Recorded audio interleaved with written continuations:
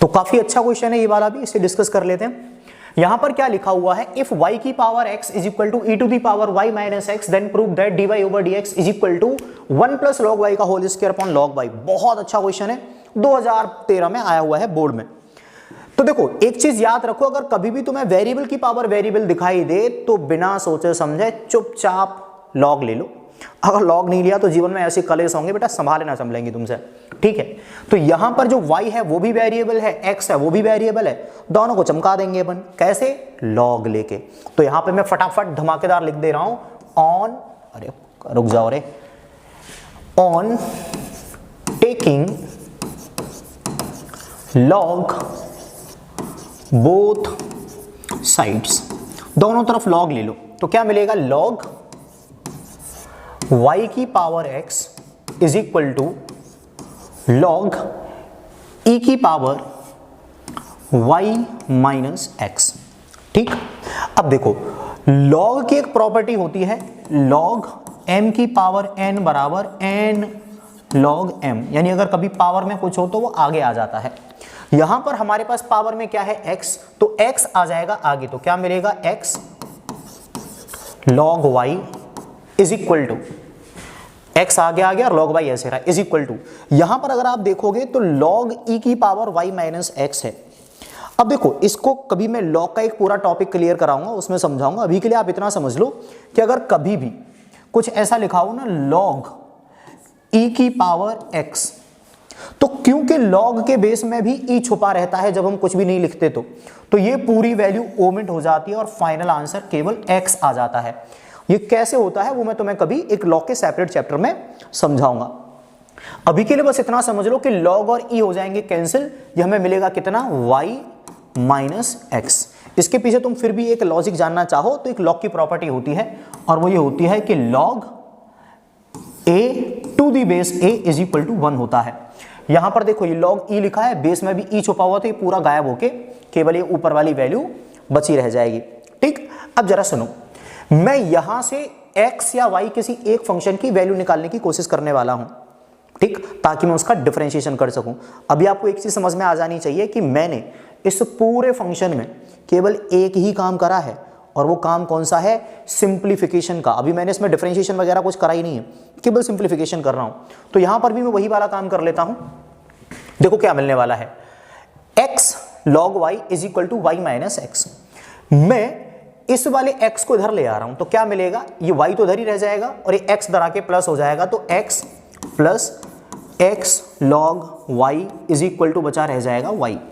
ठीक, दोनों में से x कॉमन ले लो, तो x कॉमन आ गया, क्या बचा, 1 plus log y is equal to y। अब मैं यहां से x की वैल्यू निकाल देता हूं, x बराबर y upon 1 plus log y। ठीक, मैंने x की वैल्यू निकाल दी और उसे मैं यहां पर लिख भी ले रहा हूं। तो देखो x बराबर क्या है मेरे पास, x बराबर है मेरे पास y अपॉन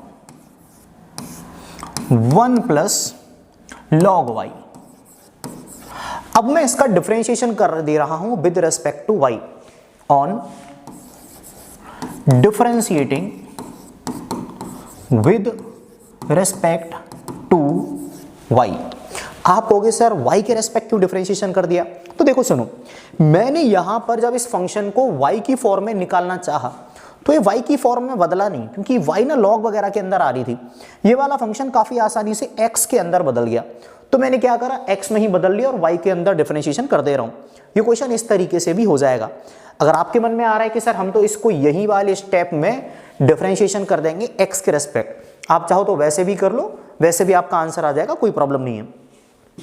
अभी मैंने यहां से x की वैल्यू निकाल दी, इसलिए मैं इसको y के रेस्पेक्ट डिफरेंशिएशन कर दे रहा हूं। तो जब x का डिफरेंशिएशन होगा y के रेस्पेक्ट तो क्या मिलेगा, dx upon dy is equal to dx upon dy is equal to, इसमें लगेगा फर्स्ट अपॉन सेकंड, तो देखो नीचे तो आ जाएगा सेकंड का होल स्क्वायर,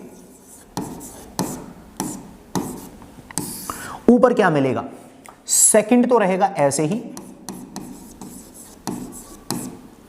फर्स्ट का डिफरेंशिएशन हो जाएगा 1।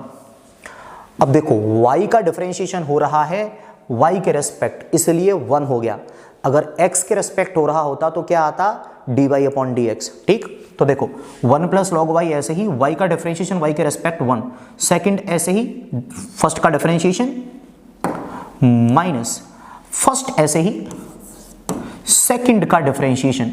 तो देखो 1 का तो 0 हो जाएगा डिफरेंशिएशन, लॉग y का हो जाएगा 1 अपॉन y। ठीक है, चेन रूल लगेगा नहीं क्योंकि y का डिफरेंशिएशन 1 हो जाएगा। अगर तुम चाहो तो मैं इस y से y को कैंसिल करके यहाँ पर केवल 1 लिख दूं। हाँ, लिख ही दे रहा हूँ, समझ में तो आ ही गया होगा तुम्हारे। तो मैं यहाँ पर क्या लिख दे रहा हूँ, केवल और केवल 1।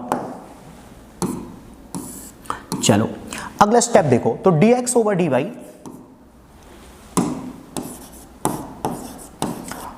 इज इक्वल टू, यहां पर क्या है तुम्हारे पास 1 प्लस लॉग y माइनस का 1 अपॉन ये वाली वैल्यू 1 प्लस लॉग y का होल स्क्वायर।